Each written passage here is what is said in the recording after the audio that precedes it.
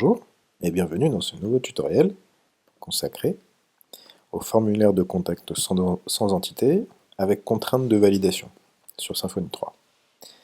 Alors la dernière fois on a vu justement comment faire un petit formulaire tout simple. Ce qu'on va chercher justement à faire aujourd'hui, donc c'est plutôt valider les données pour être sûr que tout se passe bien. En termes de prérequis, donc la VM Debian avec Symfony d'installer, l'accès utilisateur, la connexion internet toujours classique. En termes d'étapes, on va accéder à la VM en utilisateur, on va modifier la vue de base, on va toucher au routing pour ajouter une route, au contrôleur et on va créer également une vue Twig, on va créer le formulaire, on va ajouter les variables pour traduire le formulaire en français et en anglais. On va ajouter un peu de CSS, on va styliser un peu le formulaire et puis on va faire notre sauvegarde. Voilà. Alors, donc on va revenir sur la VM. Normalement, vous êtes dans un état comme ça, avec un site dans cet état-là. Donc on n'a pas le contact de valider, on va le faire. Et puis on va toucher un peu la base. Alors, nano app, ressources view, base. Ce que je vais faire, c'est que ici, je vais rajouter un bloc.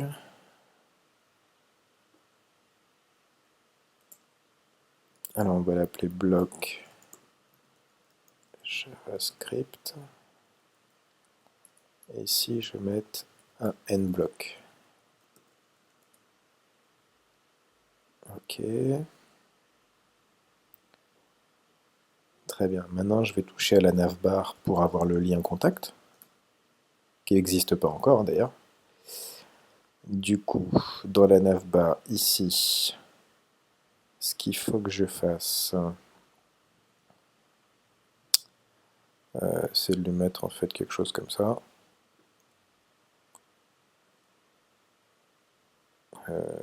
Ici, et on va l'appeler RE-contact.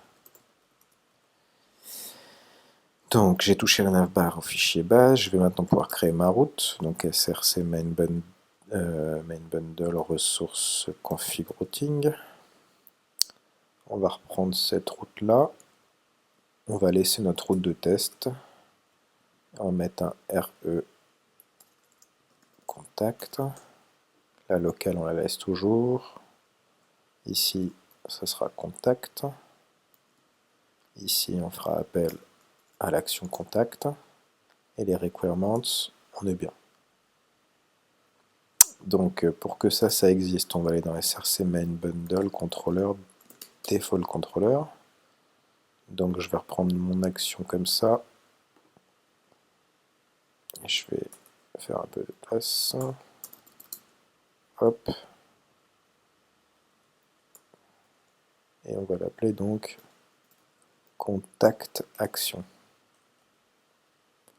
qui va renvoyer non plus vers index, mais vers contact. Donc maintenant, je vais créer ma route, ma vue contact. Pour ça, je vais vérifier main bundle ressources view default. Je vais regarder index comment il est fait. Je vais reprendre ça. Et je vais faire un contact.html.twig. Je vais mettre ça dedans. Ici. Voilà. Donc là, on est mieux. Alors maintenant, on aimerait peut-être toucher à la navbar. Du coup, on va aller dans la navbar et ce qu'il faut qu'on fasse, c'est tester les routes ici. Alors, je vais prendre un petit bout de code, je vais vérifier que si c'est la route main, je vais mettre un active sur la route, enfin sur le lien main.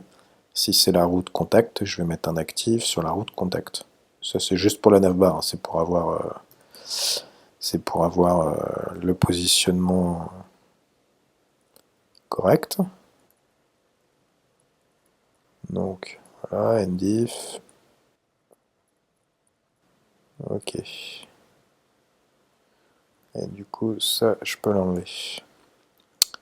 Alors, est-ce que ce serait fonctionnel ? Donc j'ai bien mon lien contact.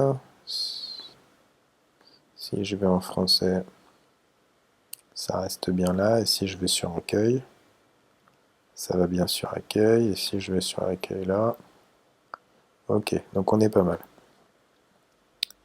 Bon, maintenant on va créer le formulaire. Du coup, on va revenir sur le contrôleur, ici. On va mettre des use, voilà. Donc j'en ai déjà.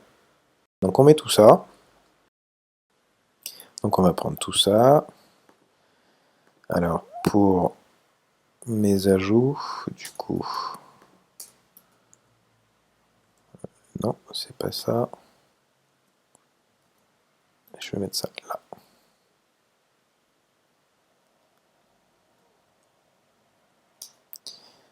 Ok.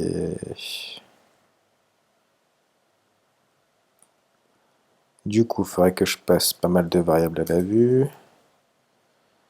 Alors on va commencer par le form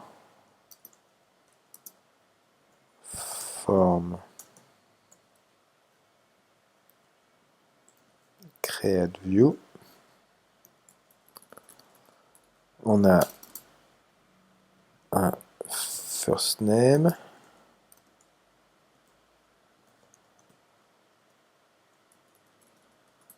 On a last name.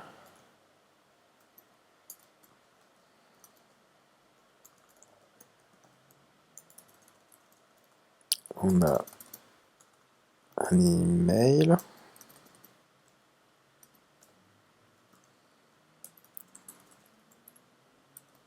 On a un objet.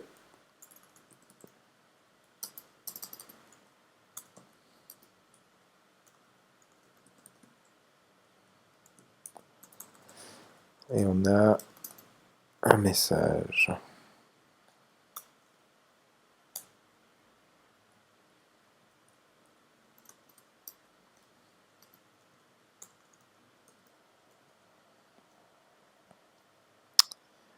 Donc,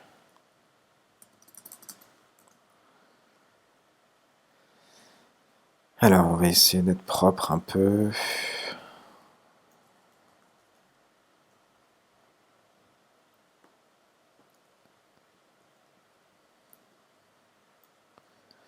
Ok, ça semble un petit peu mieux.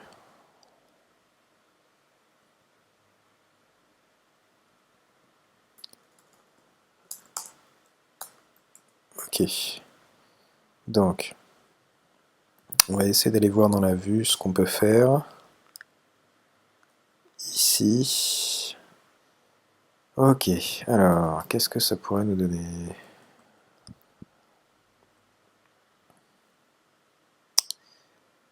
Ok, donc j'ai déjà une erreur sur le contrôleur. Ouais, c'est comme d'hab. Une, deux.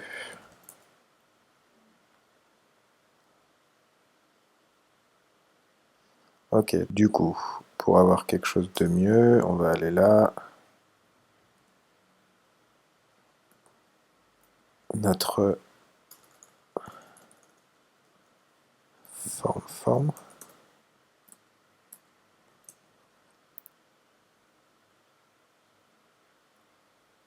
Voilà, donc, et puis j'ai deux envoyés, c'est pas logique.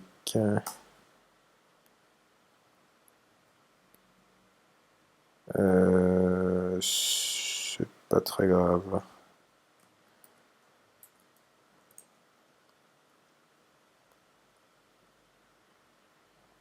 Donc first name, last name, email, objet, message.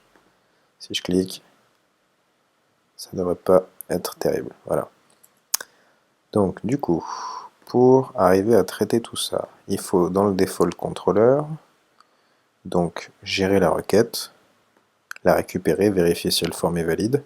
Si le form est valide, on peut récupérer les données. Et si la méthode est en poste, on peut envoyer la requête. Du coup, là on va prendre ça. Alors j'en ai un là, deux là, donc je prends jusque là, tout ça. Si je mets ça, donc que je me trompe pas, ça devrait être par là. Donc on va lui dire de récupérer la requête et de tester la validité et le type de requête qu'on a. Si jamais la requête est valide, le formulaire est valide et que la requête est en poste, on va envoyer une notification d'eux même. Et si c'est pas le cas, enfin, si c'est pas du poste, on est protégé comme ça. Donc admettons qu'on teste. Donc j'ai rien. J'envoie. Voilà. Donc là on voit bien qu'il réagit. Il veut qu'il n'y en ait aucun de blanc sauf l'objet. Pour l'instant j'arrive pas à le gérer celui-là. Et donc ce qu'on va faire là maintenant, c'est de redesigner un peu ça parce que c'est pas très beau, d'une part. Alors du coup, pour ça, on va aller créer des nouveaux fichiers dans CDSRC, main bundle, ressources publiques CSS. Ici on va faire un form.css. On va lui ajouter un peu de code vite fait. Hein. Hop, on va lui mettre ça. Une fois que c'est fait, on va aller dans JS. On va faire un nanoform.js. Du coup, le form.js, il est là. Donc, il y a un compteur de caractères. Il y a un timeout pour refaire un compteur à l'envers, un décompte. Et puis, il y a un truc pour vérifier le formulaire. Donc, je prends tout ça. Je vais donc le coller là. Ok, maintenant pour que mon fichier le voie, il faudrait que j'aille dans View Default et que je fasse à contact des ajouts ici. Et je vais faire... Alors, c'est pas très propre ce que je vais faire, mais perso je préfère. Un n-block et un bloc style sheets, je crois que c'est ça. Ouais, c'est ça en fait. Voilà. Ça, je vais le reprendre ici, tout simplement pour avoir un contrôle moi-même. Je pourrais éviter de mettre toutes les librairies comme ça et mettre juste parent. Mais personnellement, je préfère avoir une visu de tout ce que j'ai. Ça m'évite d'aller rechercher dans les autres fichiers en fait ce que j'ai fait. C'est pas très propre à faire en soi, hein. C'est pas vraiment conseillé. Mais bon, moi je vais fonctionner comme ça. Donc on va faire pareil pour JavaScript. Du coup, on va venir ici. On va ajouter ça.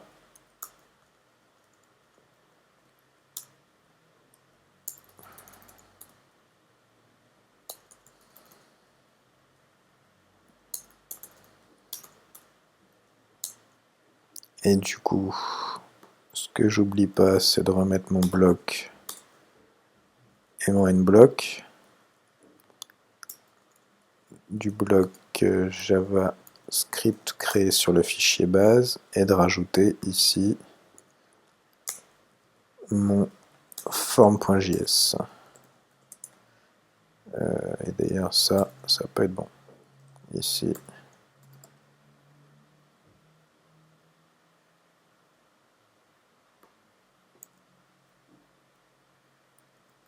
Ok.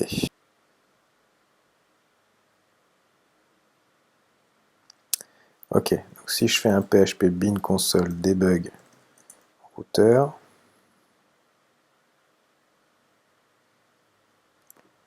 on va voir ce que ça donne.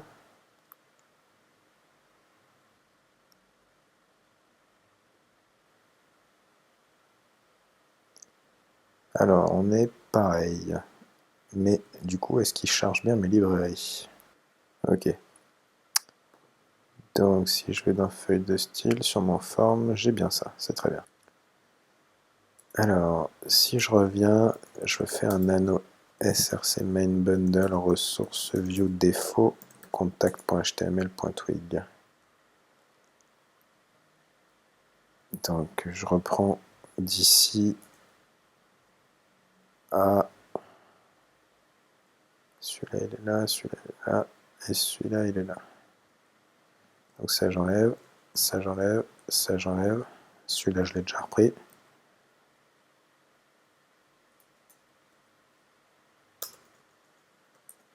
Alors, qu'est-ce qu'on a fait?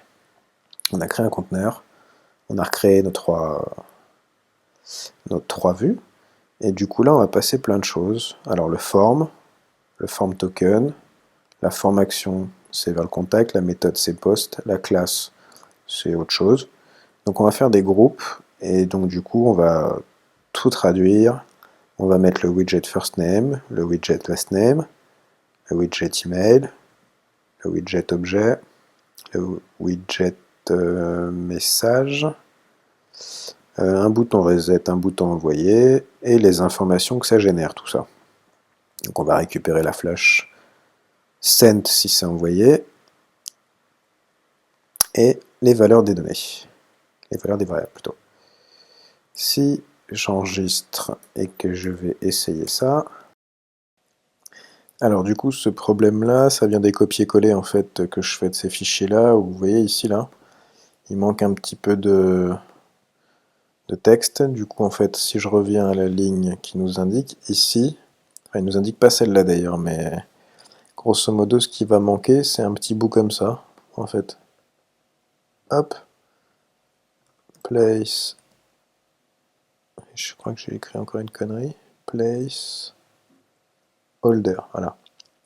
Et on va l'appeler contact P, et c'est le message, donc message. Ok. Donc une fois que tout ça c'est mis, on va vérifier notre petit test. Ok. Donc là, ça semble tout de même mieux. On voit qu'on n'a absolument pas la traduction, donc on va faire ça tout de suite. Ouais, dans la src main resource translation message.en. Alors, je vais tout effacer. Et je vais rajouter celui-ci. Alors pareil, les copier-coller, il peut y avoir des petites erreurs qui se glissent sur l'indentation. Ici, ce qu'on a rajouté, ça va être contact, avec le titre, le message, le bouton, le head, le P pour les placeholders, le form pour tout ce qui est formulaire, et success pour les succès. Voilà, classique. Hein. On va faire pareil pour le message FR. Je vais tout supr. Et je vais ouvrir mon contact FR, un message FR. Ok. Donc pareil, on revérifie. Qu'est-ce qu'on a ajouté? Contact également, on est bien.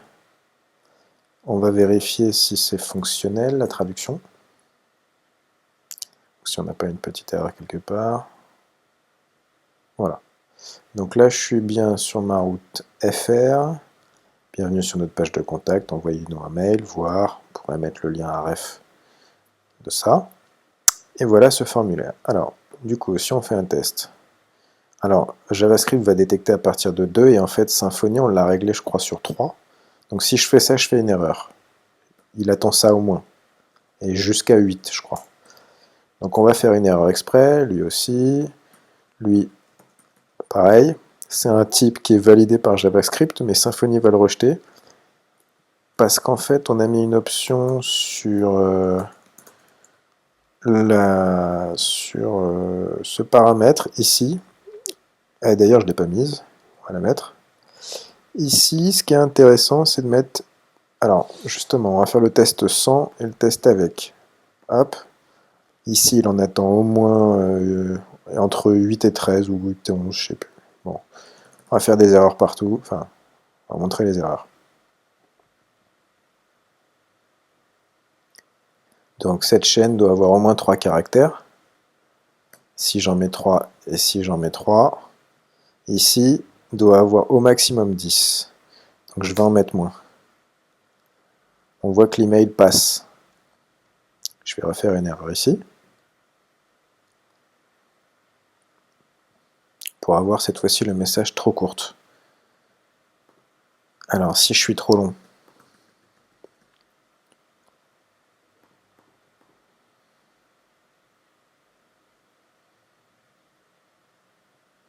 voilà. L'intérêt de ne pas traduire ces messages, c'est que si on va sur notre partie EN, en fait Symfony l'a déjà traduit, et ça c'est génial. Voilà, si j'en prends plus.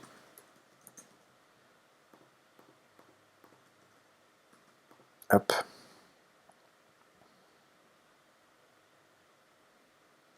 Voilà, il a déjà traduit les valeurs, donc c'est plutôt sympa, ça évite beaucoup de travail, enfin un petit peu. Du coup, pour tester l'email, alors là on voit qu'il passe, on voudrait quelque chose de valide. Du coup on peut mettre l'option check MX. Ça permet d'aller faire une vérification pour Symfony en fait. Il va carrément aller vérifier si le domaine existe, tout simplement. Donc admettons @gmail.com, gmail. Je sais pas quoi. Voilà, là tout passe. On est censé pouvoir le poster le formulaire.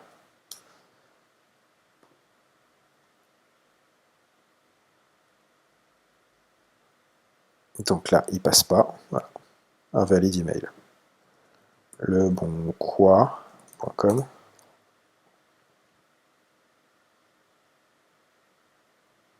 Toujours pas. Par contre, si je mets Hotmail,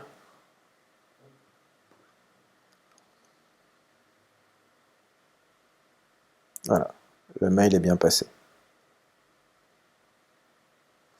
Donc il a bien reçu les données, le prénom, le nom, l'email, l'objet et le message. Si je mets un truc correct,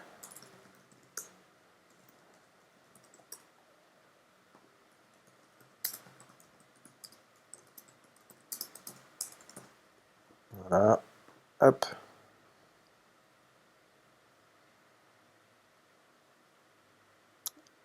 Et ça, c'est trop grand. Donc il faut que je fasse attention. C'est pour ça que j'ai mis un compteur de caractères ici en fait, pour pas dépasser 490. Voilà. On voit que c'est responsive, qu'on n'a pas de souci avec ça. Je peux renvoyer direct le formulaire.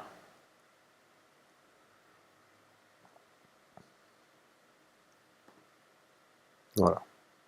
Si jamais je voulais laisser plus de un min de 10, un max de 500, ce qu'on fait. Alors en fait j'ai mis ça ici comme ça là parce que on peut traduire les messages seulement, on peut les traduire que dans une langue, enfin j'arrive pas encore à le faire en deux langues. Du coup, bon bah voilà, c'est pour vous montrer que si jamais je touchais au min message par exemple, on va essayer comme ça. Et ouais, ça passe pas parce que ouais, je suis con. Hop.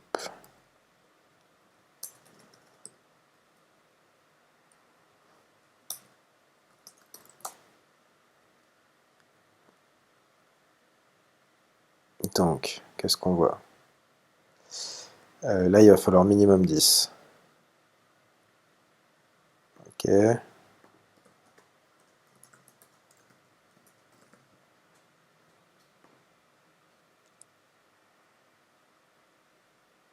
Voilà. On est bien.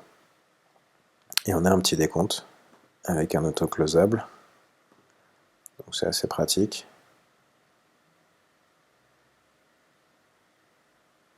Voilà. Donc bah, ça fait suite au formulaire sans entité, bien sûr, et à la traduction du site en plusieurs langues. Sur Symfony, hein, vous pouvez toujours revenir par là. Voilà pour ce petit tutoriel consacré donc au formulaire sans entité avec un contrôle sur la validation, des validations, et donc en plusieurs langues. Donc ça reste assez facile, hein, comme d'hab. Alors ça, vous pourrez l'enlever. Ici, JavaScript, en fait, va détecter uniquement, enfin va dégriser ce bouton uniquement quand tous les champs sont remplis, même si ils sont pas spécialement corrects. C'est pour ça qu'en fait on fait des validations constraintes pour être sûr que ce qui est envoyé, ce soit ce qu'on attend. Voilà pour ce tutoriel. Donc on va revenir ici, on va faire un git status.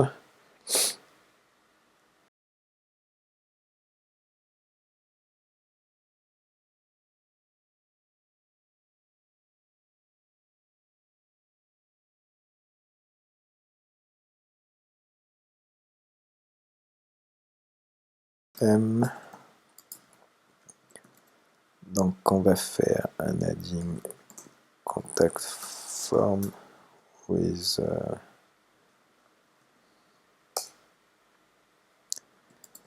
push-moi et origin master.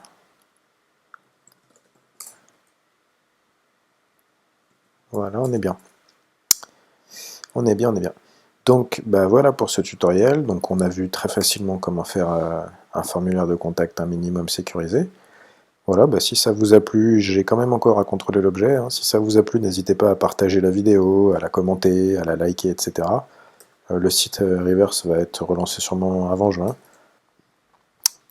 Donc on en revient à nos étapes. Donc on a bien accédé à la VM, on a bien modifié le fichier base pour pouvoir ajouter des librairies dans la vue contact directement. On a ajouté une route RE contact, on a ajouté une action contact action dans le contrôleur. On a ajouté une vue contact, on a créé un formulaire, on a ajouté quelques variables dans message FR et message EN pour traduire tout ça, on a ajouté du CSS et du JavaScript, on a restylisé un petit peu le formulaire et j'ai fait une sauvegarde sur Bitbucket et je vais faire la sauvegarde sur Git tout à l'heure. Voilà, merci.